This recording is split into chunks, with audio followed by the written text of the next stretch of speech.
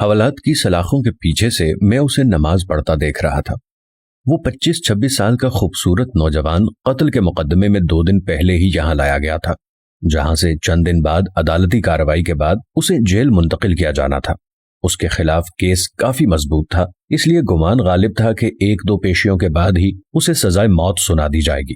میں ایک پولیس والا ہوں اور پہلے دن سے ہی میرا رویہ اور لہجہ اس کے ساتھ کافی سخت رہا تھا، لیکن اس کے لبوں پر ہمیشہ ایک دل موہ لینے والی مسکراہٹ ہوتی تھی، اور ہمیشہ وہ مجھے بڑا سمجھتے ہوئے ادب اور نرم لہجے میں بات کرتا تھا، اور مجھ جیسا سخت انسان بھی 2 دن میں ہی اس کے اچھے اخلاق کے سامنے ہار گیا تھا۔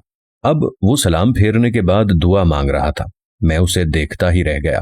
وہ اس طرح خشوع خضوع سے دعا مانگ رہا تھا کہ یوں لگتا تھا جیسے وہ جس سے مانگ رہا ہے وہ اس کے بالکل سامنے بیٹھا ہو۔ دعا کے بعد اس کی نظر مجھ پر پڑی تو اس کے لبوں پر پھر وہی مسکراہٹ نمودار ہوئی۔ وہ اٹھ کر میرے پاس آیا اور ہمیشہ کی طرح میرا حال احوال پوچھا۔ آج خلاف معمول میرا لہجہ کافی نرم تھا۔ باتوں کے دوران میں نے اس سے پوچھا کہ کیا واقعی اس نے قتل جیسا جرم کیا ہے، کیونکہ مجھے اس کی معصومیت سے نہیں لگ رہا تھا کہ وہ قتل جیسا جرم کر سکتا ہے۔ وہ بولا کہ ایک انسان کا قتل پوری انسانیت کا قتل ہے، تو پھر میں ایسا گھناؤنا جرم کیسے کر سکتا ہوں؟ اس نے مسکراتے ہوئے جواب دیا۔ میں نے کہا تو پھر؟ میں نے سوالیہ نظروں سے اس کی طرف دیکھا۔ وہ کہنے لگا کہ جب اللہ اس دنیا میں کسی کو اختیارات دیتا ہے نا، تو اکثر لوگ بھول جاتے ہیں کہ یہ اختیارات اللہ کی طرف سے امانت ہیں۔ وہ ان سب کو اپنا کمال اور حق سمجھ بیٹھتے ہیں۔ میرے ساتھ بھی ایسا ہی ہوا ہے۔ ہمارے علاقے کے ایک بااثر انسان نے قتل کر دیا اور اتفاق سے میں وہاں سے چند قدم ہی دور تھا۔ اس نے الزام مجھ پر لگا دیا، جھوٹے گواہ بھی تیار کر لیے اور میں یہاں آ گیا۔ مجھے دکھ سا ہوا۔ میں نے کہا تو تمہارے گھر والوں نے کچھ نہیں کیا؟ کہنے لگا کہ گھر والوں نے اپنی کسی کوشش کی، لیکن وہی بات، اس معاشرے میں لوگ بھی ڈر کے مارے اس کا ساتھ دیتے ہیں جو طاقتور ہو۔ وہ پھر سے مسکرایا۔ مجھے اس کے سکون کو دیکھ کر حیرت ہوئی۔ میں نے کہا کہ تمہیں ڈر نہیں لگتا؟ ہو سکتا ہے کچھ دنوں تک تمہیں موت کی سزا سنا دی جائے۔ کہنے لگا کہ انشاءاللہ مجھے کچھ نہیں ہوگا۔ میں نے اس کے آگے اپنی عرضی رکھ دی ہے جس کے سامنے بڑے سے بڑے بادشاہ کی بھی کوئی حیثیت نہیں ہے۔ اس نے بڑے پر یقین لہجے میں جواب دیا تھا۔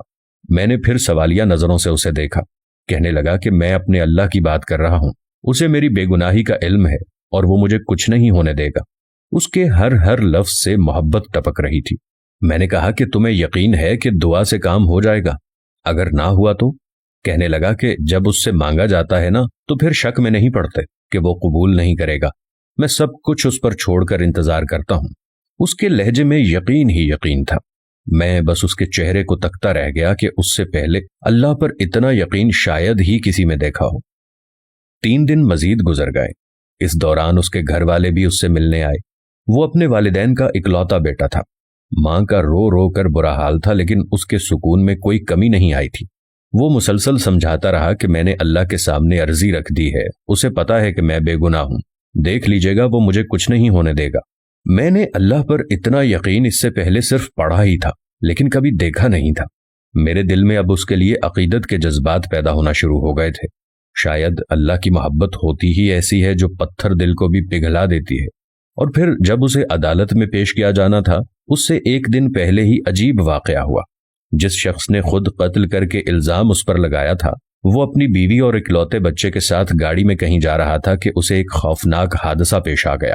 اس کے نتیجے میں اس کی بیوی اور بچہ تو موقع پر ہی جاں بحق ہو گئے، جبکہ اسے شدید زخمی حالت میں ہسپتال منتقل کیا گیا۔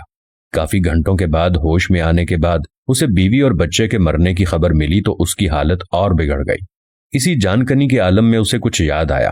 اس نے چیخ کر قریب موجود ڈاکٹر کو اس کی ویڈیو بنانے کا کہا، تو اس نے ویڈیو میں بڑی مشکل سے اپنے جرم کا اعتراف کیا اور اس نوجوان کو بے گناہ قرار دے کر ہاتھ جوڑ کر معافی بھی مانگی۔ اس نے ڈاکٹر سے وعدہ لیا کہ وہ یہ ویڈیو ضرور پولیس اسٹیشن لے کر جائے گا۔ شاید بیوی بچے کے مرنے کے بعد اور اپنی حالت کا علم ہو جانے کے بعد وہ اس گناہ کو ساتھ لے کر مرنا نہیں چاہتا تھا۔ ادھر ویڈیو پولیس اسٹیشن پہنچی، ادھر وہ آدمی مر گیا۔ آج عدالت میں اس ملزم کی پیشی تھی۔ عدالت کے سامنے اس کی بے گناہی کا ناقابل تردید ثبوت ویڈیو کی شکل میں موجود تھا، لہٰذا اسے باعزت بری کر دیا گیا۔ میں کمرہ عدالت میں کھڑا گمسم سا سوچ رہا تھا کہ اللہ ان بندوں کی جو صحیح معنوں میں اس پر ایمان لاتے ہیں، ان کی ایسے بھی مدد کر سکتا ہے۔ اس کی ہتھ کڑیاں کھول دی گئی تھیں، माँ रोते हुए उससे लिपट गई। बाप की आंखों में भी आंसू थे, आज उसकी आंखों में भी आंसू थे, शायद इस वजह से कि अल्लाह ने उसे इन हालात में तन्हा नहीं छोड़ा था और इस तरह से उसकी मदद की थी जिसका किसी को वहमो गुमान तक न था। और मुझे याद है, मुझसे मिलने के बाद जब वो जाने लगा था तो मैंने उसे कहा था कि वो कोई ऐसी बात बताकर जाए जिसे मैं हमेशा याद रखूं। तो उसके अल्फाज थे कि अल्लाह से बढ़कर कोई हमदर्द और दोस्त नहीं, जब भी कोई मुश्किल पेश आए उसी से मांगे और फिर यकीन भी रखें कि वो कबूल करेगा। वो महज किसी सोच या तसव्वुर का नाम तो नहीं, बल्कि वो तो एक जिंदा हकीकत है। वो इस वक्त भी हमारे साथ है, शहरग से भी करीब। वो हमें देखता रहता है कि मुश्किल में हमारा रद्द अमल क्या होगा, और जो उससे मांग कर शक में नहीं पड़ते, अल्लाह भी उन्हें कभी तन्हा नहीं छोड़ता। ऐसे तरीकों से उनकी मदद करता है कि अक्ल हैरान रह जाती है। वो अब वापस जा रहा था और मुझे यूं महसूस हो रहा था जैसे मैं आज ही मुसलमान हुआ हूं, या जैसे मैंने आज ही अल्लाह को पा लिया है। सुब्हान अल्लाह। दोस्तों, अल्लाह पर यकीन न सिर्फ इंसान को बहादुर बनाता है बल्कि इंसान को जीने का सही ढंग सिखाता है। अल्लाह से दुआ है अल्लाह हमें भी सही मानों में यकीन कामिल अता फरमाए और हर तरह की परेशानी से महफूज फरमाए। आमीन सुम्मा आमीन। अगर वीडियो अच्छी लगी हो तो लाइक करें और शेयर कर दें। जज़ाकल्लाह।